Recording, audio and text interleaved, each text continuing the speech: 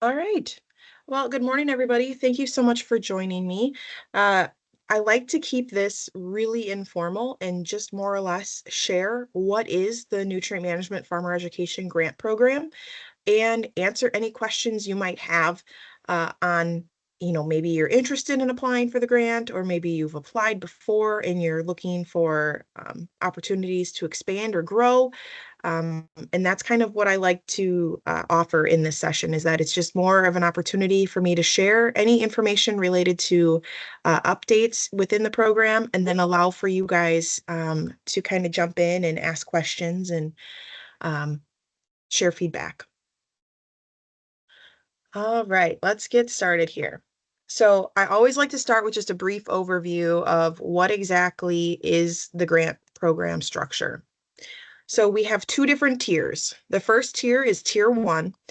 That grant is focused on creating and implementing nutrient management plans. And so that is a larger grant. This one is limited to $25,000 per application. Within that $25,000, you're able to allot money for stipends for farmers for completion of nutrient management plans, soil sampling stipends, manure analysis stipends, as well as support costs for putting on the training or event. So that might look like an event hall fee, lunch costs, any printing materials, USB flash drives, any mailing postage for advertising are all potential support costs that can be put through the grant. The other thing I do like to point out with tier one grants is that entities can partner up. What do I mean by that? So if I had, well, I'm actually going to use one of our examples of where we have counties that do partner. So up in north central Wisconsin, we have a 6 county group that has partnered together. What does that mean? It means that we have multiple different entities that have come together to agree to offer an NMFE training class.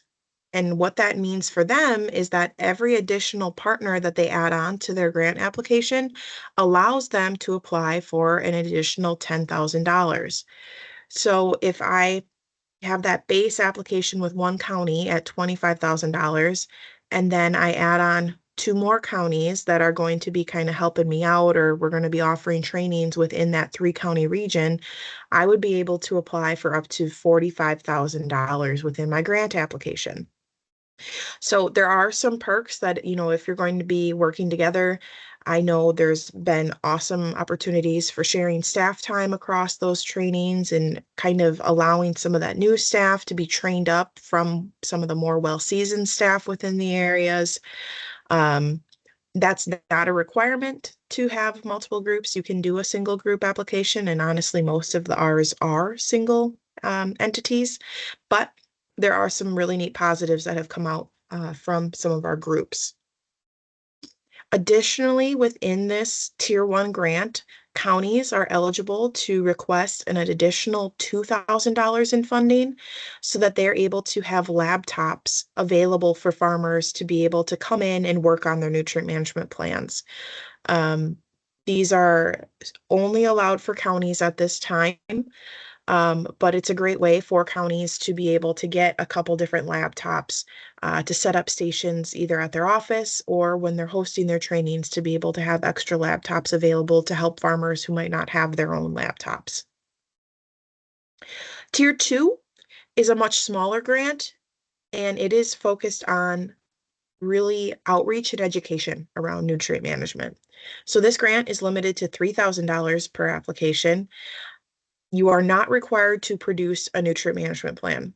So if you have or host a field day and you have farmers that come to that field day, they're not going to be having to walk away from attending that field day with a nutrient management plan. I like to, even though this is technically tier two, I do like to see this as kind of a first step for entities or groups that are looking at beginning a push towards nutrient management. This allows you to kind of get some feelers out on the ground of how many people might be interested in writing a nutrient management plan, let's put a little bit of education out there. Let's host a field day. Let's get some people together and really kind of see what our capacity is and how many people might be interested, kind of setting you up for success then for that maybe that following year of applying for a tier 1 grant where you have a better idea of how many farmers might be interested in coming through your program.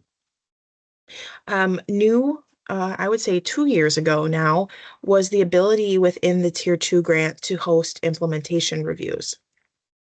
And implementation reviews are an opportunity for county land conservation staff to host a more of a one-on-one type situation with the farmer and the nutrient management plan writer if the farmer is not the plan writer themselves, to be able to sit down and really kind of walk through that nutrient management plan. Identify that the plan is being followed. If it's not being followed, where are those opportunities for changing things within the plan to make it so that it's implementable for that farmer? And a lot of times, honestly, it could be, if the farmer hasn't written the plan themselves, one of the first times that they've really sat down and looked at the plan and really tried to understand it. I'm really excited. This is going to be the first year that I'm getting final reports back from our people who have hosted implementation reviews here in this last year. And so I'm really excited to see what kind of feedback we start to receive on these implementation reviews and how can we continue to grow this option within the Tier 2 grant and make it better. So more to come on implementation reviews. I do have a couple resources up on the NMFE webpage talking about like what are some things you can ask in an implementation review? What are some frequently asked questions that I've received? And it's just kind of a nice quick little guide with some built-in resources that are available. If you do have an interest in hosting implementation reviews and your questions aren't answered within this guide, please don't hesitate to reach out to me. I would love to chat through some of those things with you, and we can even have time here at the end of the presentation today to touch on some of those things. The application period for these grants is generally going to be like January 15th or January 31st of each year through April 15th.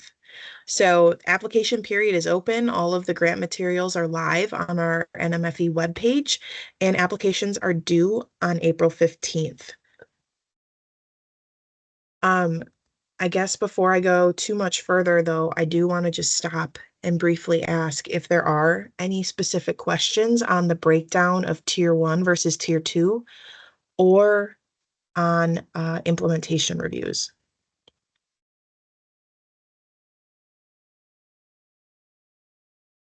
I do think that I allowed for capability of you guys to unmute yourself, but also feel free to use the chat and I will monitor that here as well. And not hearing that I have any questions, I'm going to keep moving on. And just briefly talk about some of the documentation and really kind of maybe what people would consider more of the heavy lifting portion of the grant and talking about due dates and resources. So with the NMFE grant program, you are allowed to submit a reimbursement form 2 times throughout the grant period. The final time being the following February 15th of that grant period. So our grant period runs from January 1st through December 31st of every given year. And so the one thing that can be kind of confusing with this grant is that you're always applying for funds a year in advance.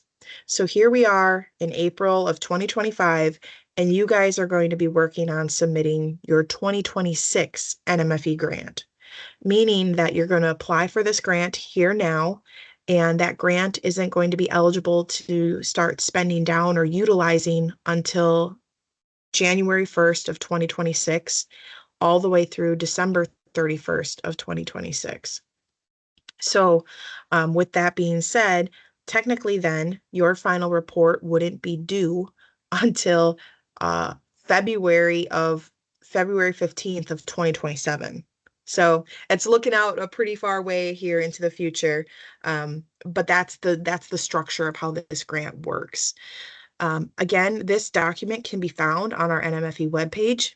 It can be emailed to the DATCP Soil and Watershed Management email address here on the screen, or myself. I'll share my email address here at the end, but Shauna, my counterpart here on the call today, has been a huge, tremendous help with me being out on maternity leave here the past couple months, but also just in general with helping manage more of the financial side of this grant. And so by sending it to the DATCP Soil and Watershed Management email, we both receive that email. So you might get a quicker response by sending it to that email address. When you guys are sending in the reimbursement form, we need to make sure that we are submitting the 590 nutrient management checklist if you are requesting soil manure or participation stipends. So what does that mean? When you're looking at the grant reimbursement form here, in that first box where it says a training participation stipend for soil testing, or the second box for manure analysis, or the third box for a training participation stipend, if you are going to be requesting a reimbursement for anything within those three categories, you would need to make sure that you're attaching that 590 nutrient management checklist. And that checklist is just kind of our proof of documentation that a nutrient management plan has been written and completed. So that's why we ask for that along with the reimbursement form. The other thing to take note of, and I get questions on this quite frequently still, but this grant reimbursement form does have equations built into the background. So as you start entering in data into these fields, it will start populating these numbers in the totals and the amount of funds remaining by category columns. It is really important, though, to make sure you're entering zeros in to the cells that you might not be actually requesting any reimbursement from. If you do not enter these zeros into this form, your calculations will be incorrect. Your totals will not add up to be what they're supposed to be. And you're going to message me and you're going to be like, Andrea, what's going on? I can't get this form to work. No worries if you do reach out. My first question to you, though, is going to be, do we have zeros entered into these cells? For some reason, the equations like to see those zeros in order for it to work. A couple frequently asked questions that I've gotten over the years about this reimbursement form. This first one being, can farmers receive a participation stipend if they come back through a refresher course? So, there's the short end of it is DATCP requires farmers to come through a farmer education course once every 4 years to maintain their certification to be able to write their own nutrient management plan. So in our eyes, yes, we require that they come through that course more than once. And so whenever they are coming through that course, even if it is yearly to update and continue managing their nutrient management plan, they would be eligible for completion stipends. Can I request administrative payments if farmer payments or farmer participants pay tuition to attend our NMFE course? The answer is no to that one, and that is because if you are charging participants a tuition fee, it is then thought that within that tuition cost, you would be kind of making up for some of those administrative fees and costs. Another question is, can counties receive administrative payments for their staff time? No. So the short end of this story is that NMFE funds come from the same pool of money as our SWRM, as our Soil Water Resource Management funds do. And since county staff money is already pulled from our SWRM funds, NMFE cannot be used to help compensate with staff time. The one little thing that we have found for a couple different applicants is that we can allow for subcontracting of administrative tasks. So if a county applies for the grant and partners with a nonprofit group or, maybe a local extension person or something of the sort, and that person is going to be doing a lot of the administrative tasks for the grant, you can build that into your grant application and they would be able to receive the administrative payments. Another thing that is super common is the capability of moving funds from different categories if you've over or underspent. Yes, totally allowable. I just request that you send me an email before submitting a reimbursement form so that I can document it on our end and have a conversation with Shauna to make sure that she knows that that's been approved so that when she goes through and is double checking everything, it all makes sense. So we're super flexible with moving funds. We just need to have that documentation trail. We also have a final report template. It can be found on our NMFE webpage, as well as the reimbursement form. It is due on February 15 following that grant period. Again, that can be emailed to my email or that DATCP Soil and Watershed email address as well. The big thing for our tier one grant applicants is that we ask that you enter in all of your farmer participant data. So the things we ask for is that farmer name, the farm name itself. Is this a new plan or an updated plan, and the amount of acres within that farm?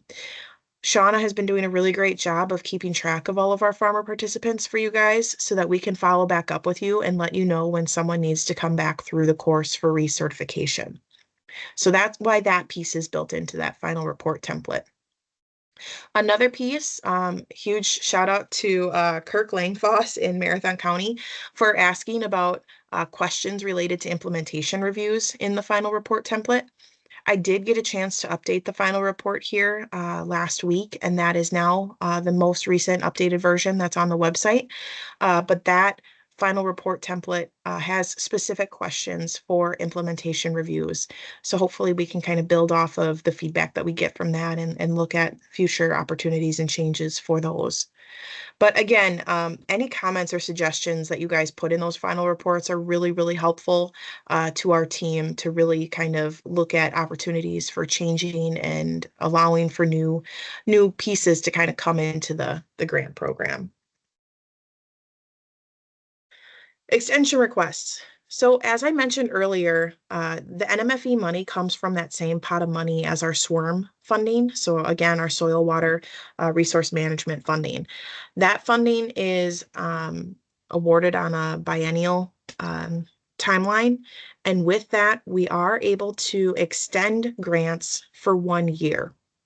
So if you go and apply for this grant here for 2026, you would then be able, and you didn't end up spending down all your money, you would have an opportunity to fill out this grant extension request form and extend your funds up to 1 year. You do not have to have those funds specifically allocated. That is one difference. When you extend your regular SWRM dollars, you have to have a project that's set in stone and kind of a game plan of exactly how you're going to spend those funds. NMFE does not require that. You don't have to have the specific list of farmer participants that will be joining your class. You're able to extend all of your funds as long as you fill out this form and email it in to us by December 31st of that grant year. Again, that can be to my email or that DATCP Soil and Watershed email. I'm going to take a quick look here at the chat to see if I'm missing anything. I don't have any questions in the chat. Anybody have any questions before I move on to some resources that I have available for managing this grant?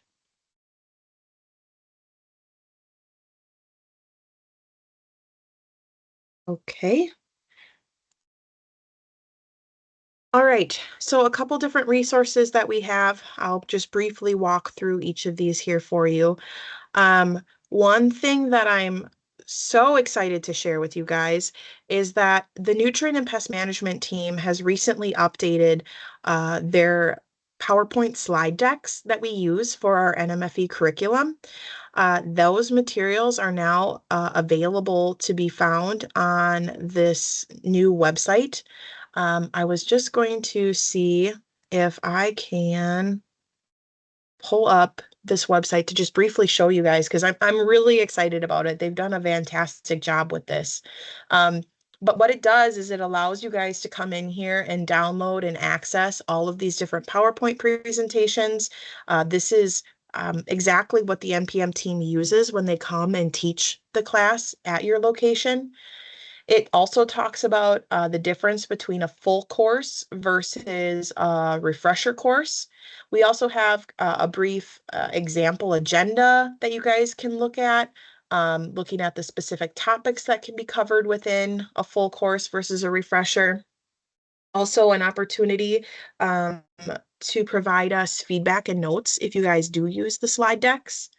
And then some of our favorite resources in the nutrient management world, the SNAP Plus magazine guide, as well as the Nutrient Management Fast Facts magazine.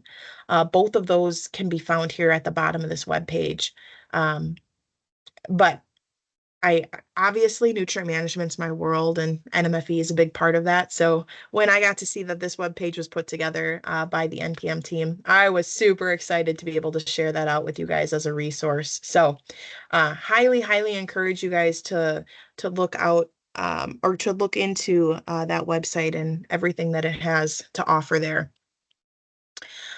Additionally, the NPM team has been super busy and they've revamped their online NMFE course. So previously, it was this standalone website that users would be able to just kind of navigate to, and then you would just have to click through a series of videos, and then at the end they would turn in a checklist saying, yes, I've completed this online course material. It is now switched to a UW Canvas course. So what does that mean? It means that there's a couple additional steps for people to be able to access this, but it's also allowing us to do a little bit better of a job of tracking people's progress. So all of this data can be found on the NMFE webpage on how to set up a net ID or how to access the Canvas course. But each user would have to set up a net ID before being able to get access to the Canvas course. Once they've gotten that net ID, they can then select to join this NMFE course. Then they would have to go through and watch the same, or I should say updated, series of videos. And then at the end, there is a quiz. The quiz is more or less just asking, have you completed watching this series of videos? Once that quiz is completed, and I will say that you do need to watch the videos in order to be able to take the quiz. So if you skip through some of the videos, the quiz won't populate. And if the quiz doesn't populate and you can't answer the quiz question, you will not get your certificate at the end. And that certificate then can be shared with the local land conservation department as proof of completion of the online NMFE course. So why am I talking about the online NMFE option? I would say over the last couple years, there's been a couple different approaches to how people host their NMFE classes.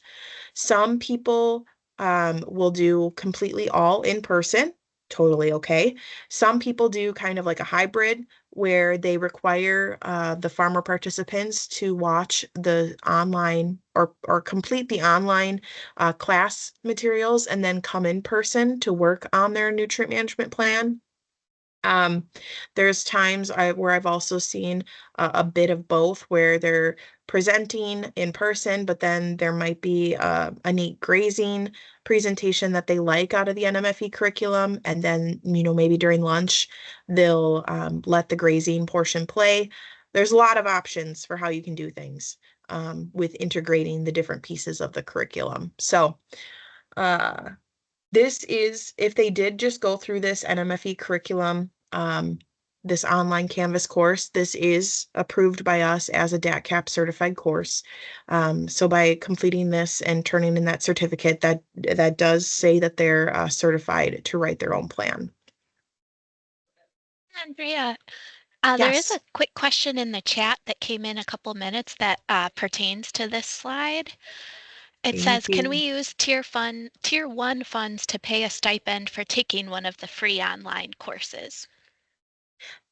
Great question, Rick, and thank you, Shauna. Yes, so if you have a user that comes through and completes that online class and provides you with the certificate, If that is how you would write your grant, that is the education piece that you would be using, then yes, once they complete that class, turn in that certificate, and then on top of that, turn in their nutrient management plan to you, you would then be able to pay them for their stipends just like you would through the grant with hosting your classes through Western Tech, Rick. Great question.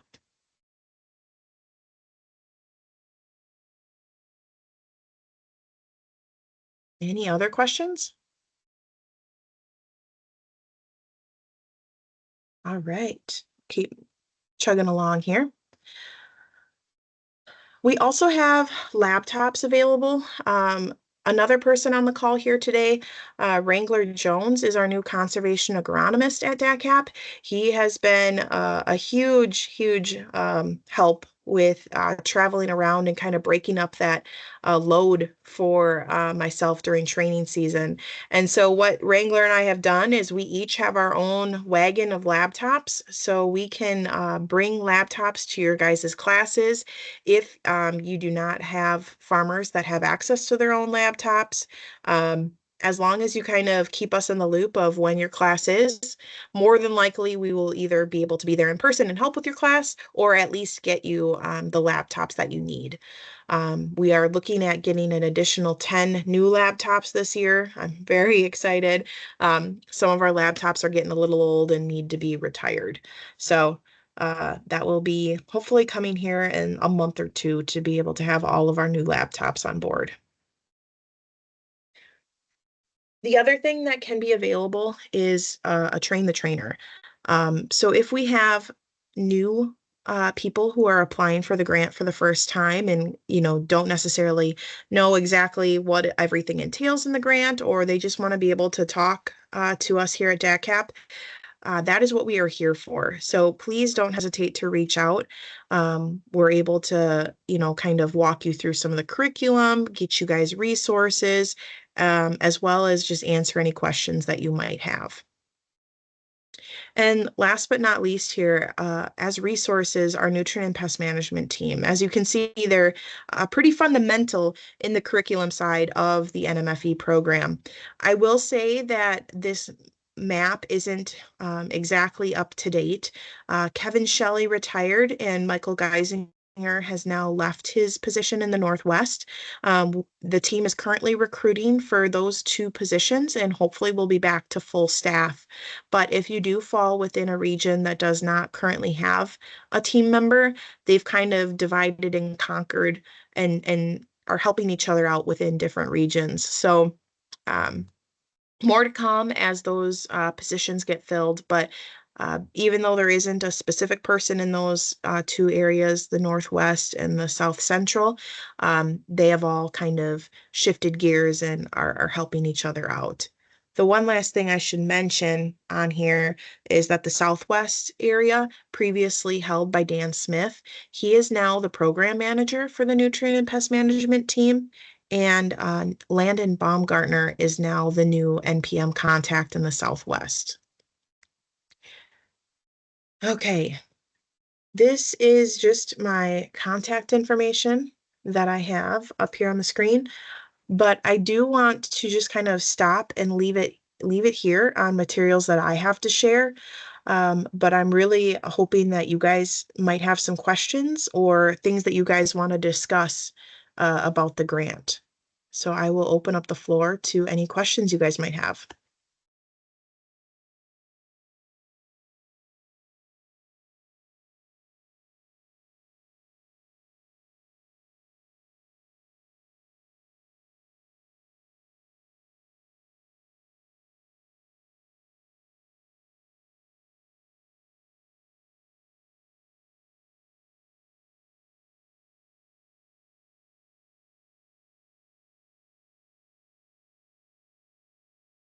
All right. For Tier 1 funds, can we use the funds to purchase a soil probe to loan to the farmers?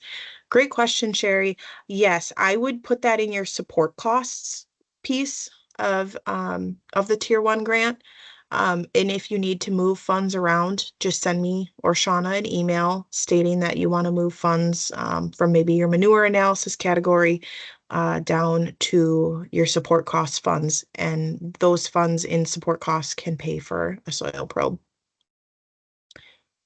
Great question.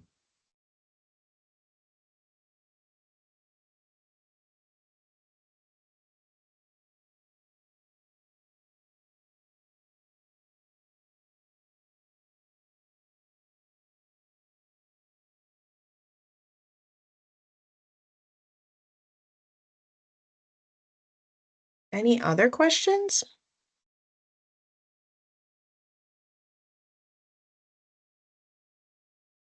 Feel free to unmute or use the chat.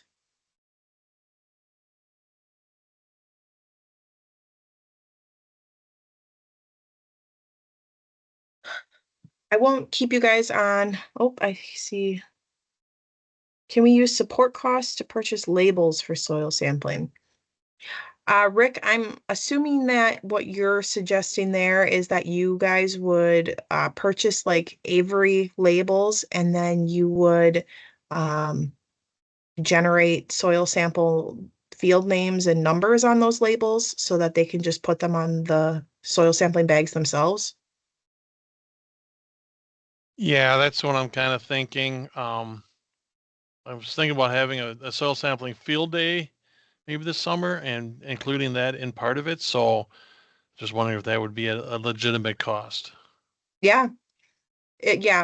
Specifically if you're going to be like setting them up for success with soil sampling by providing them with pre-labeled labels. I'm all over that. I like that Right. idea. Thank you. Mm-hmm.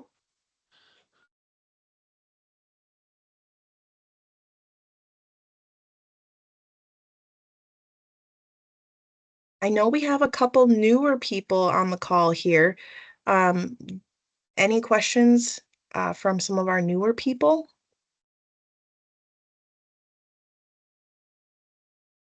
Yeah. Casey has a great question. Will there be webinars or meetings that are open to the public to introduce version 3 of Snap Plus? NMFE classes could fill up fast. Yes. So as Casey mentioned, version 3 of Snap Plus is out right now as like kind of like a soft launch. People are able to use it right now to write nutrient management plans, but we are not pushing anyone to use it. It's more or less if you're interested in using it right now, you can. With that being said, majority of Wrangler and my summer is going to be focusing on version 3 training and outreach. And so what I could envision is that our normal regional nutrient management meetings, instead of doing a lot of updates, are going to be strictly just V3 training courses, um, as well as I'm sure any and other opportunities where we can sneak in some education related to V3, maybe the Wisconsin Land and Water Conference next year, or just doing more one-on-one trainings. Our hope is that people would then be able to start writing plans in V3 in 2026. V2 is not going to disappear. But what is going to happen is that when the new 590 nutrient management standard gets updated and then implemented in ACAP 50, the SNAP Plus team will not continue to update version 2, and they will only update version 3. So to be able to meet conservation standards, version 3 then would be the only option to be able to remain compliant with turning in plans that would meet that new 590 standard. So more to come on this coming summer with a schedule on when we'll be hosting V3 classes and tutorials. The other thing, since Casey jumped in here, I want to just kind of mention what Columbia County does for their NMFE classes. The NPM team and my cohorts here at DACAP, we also host live NMFE trainings that run from 10 a.m. to 3 a.m. This year we have 2 specific dates. I think the next one is March 14th. Yes. So every year we host these live NMFE classes.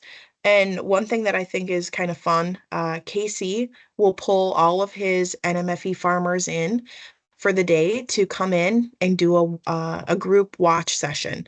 So Casey will live stream our training, and he will have a group of farmers sitting there participating and listening to the training that way.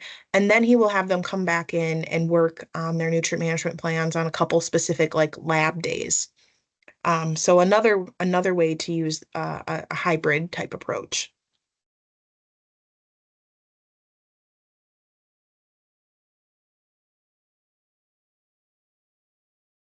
Can the grant fund